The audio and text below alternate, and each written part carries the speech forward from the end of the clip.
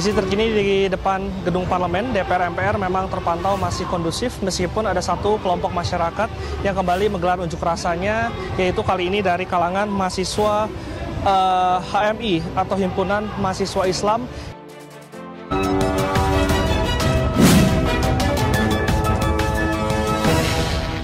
Pemerintah dari payung hukum mana saja yang bisa dipakai untuk memberikan punishment, menyiapkan punishment dengan mengerahkan lebih banyak para penegak hukum, dalam hal ini TNI dan Polri yang dikerahkan puluhan ribu nantinya.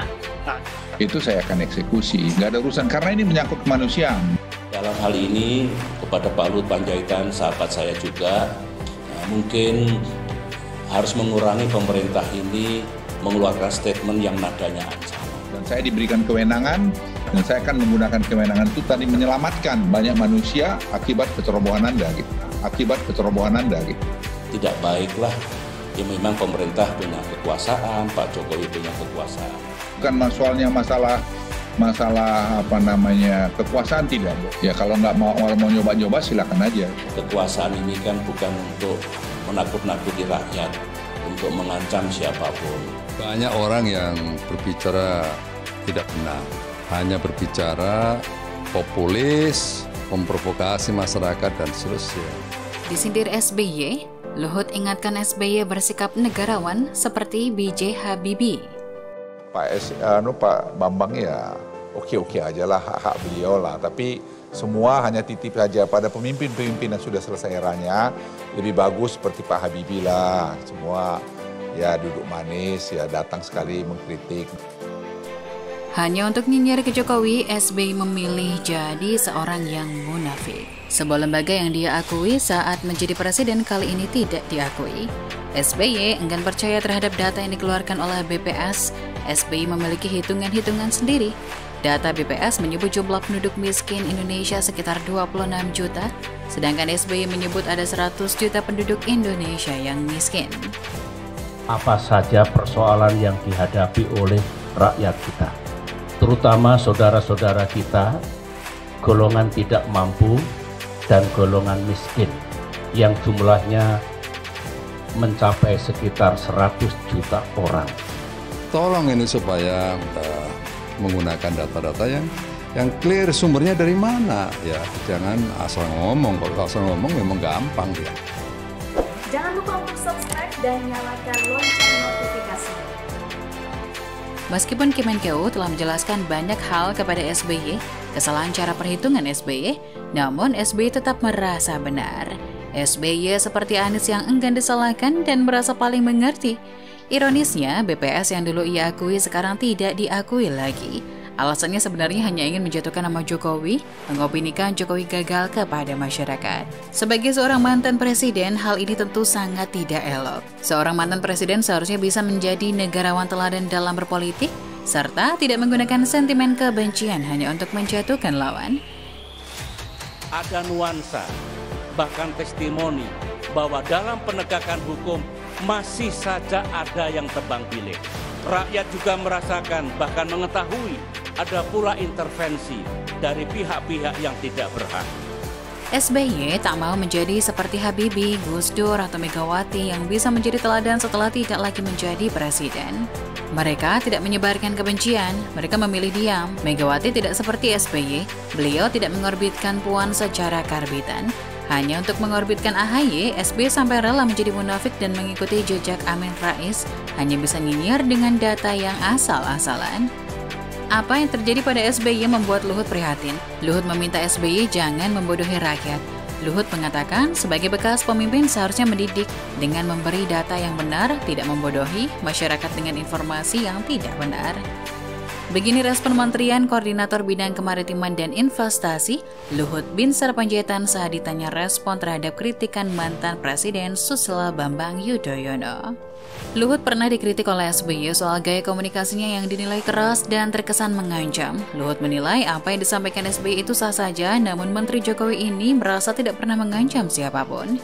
Luhut mempersilahkan SBY atau siapapun untuk menilai cara dia berkomunikasi. Namun Luhut merasa dia tidak berupaya menyerang rakyat yang kritik. Hal ini terungkap dalam acara Double Check Kick di Metro TV Minggu 25 Juli. Kalau ada yang kritik sana-sini, buat saya sih, saya ketawa-ketawa aja sih. Mungkin lebih jauh bukan saya mau bilang saya lebih hebat.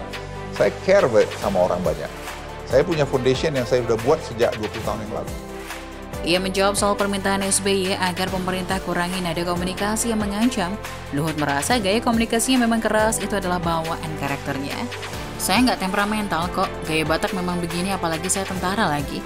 Saya nggak merasa aneh, silahkan dia ngomong begitu, saya ini care dengan banyak orang. Lihat saja, mana ada yang peduli nyapa anak buahnya. Saya ini keras terhadap pendirian saya. Kata Luhut dikutip dari hopes.id, jejaring mediasuara.com Senin 26 Juli. Anda temperamental ini dari mana asalnya? Enggak temperamental, memang gayanya orang Batak gitu, tentara lagi ya. Saya pikir anak buah saya yang keliling tiap hari itu senang-senang aja kok. Apa ada mereka tuh nyapa anak buahnya, care sama anak buahnya yang sakit atau pergi lihat? Kan enggak juga. Saya punya foundation yang saya sudah buat sejak 20 tahun yang lalu. Sebelum saya jadi apa-apa. Sampai hari ini saya buat itu. Saya keras, itu betul. Saya keras terhadap pendirian saya. Luhut dan SBY sama-sama lulusan Akademi Militer, namun SBY sebenarnya merupakan junior Luhut. Meskipun begitu, Luhut merasa nggak ada masalah soal etika kok. Misalnya junior mengkritik seniornya secara terang-terangan. Luhut mempersilahkan SBY atau siapapun untuk menilai cara dia berkomunikasi, namun Luhut merasa dia tidak berupaya menyerang rakyat yang kritik. Hal ini terungkap dalam acara Double Check Kick di Metro TV Minggu 25 Juli. Ia menjawab soal permintaan SBY agar pemerintah kurangi nada komunikasi yang mengancam. Luhut merasa gaya komunikasinya memang keras, itu adalah bawaan karakternya. Cara Luhut Binsar Panjaitan berkomunikasi kerap dikritik karena kerap melontarkan ancaman. Presiden ke-6 Susilo Bambang Yudhoyono bahkan mengkritik Luhut dan berkata jangan main ancaman saat berkuasa. Dalam hal ini kepada Pak Luhut Panjaitan, sahabat saya juga, mungkin harus mengurangi pemerintah ini mengeluarkan statement yang nadanya ancaman.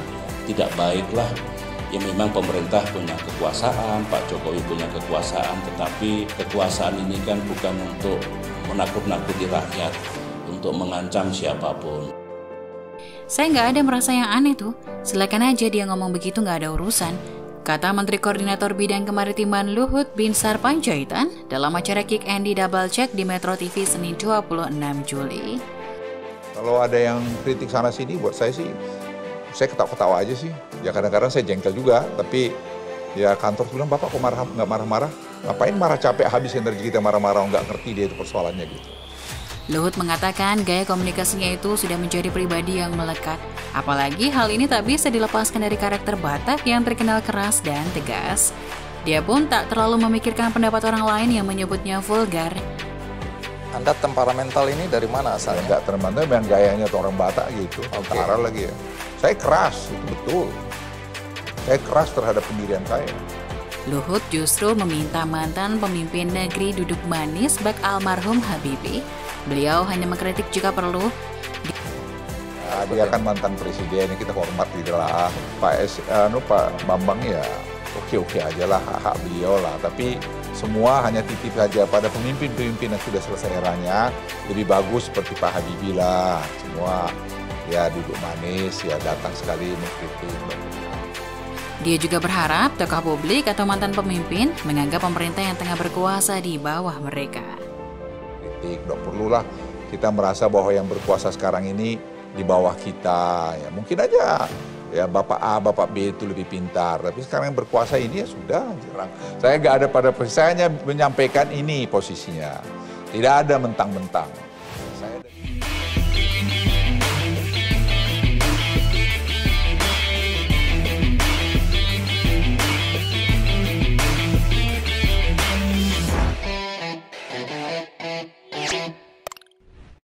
Jangan lupa untuk subscribe dan nyalakan lonceng notifikasinya.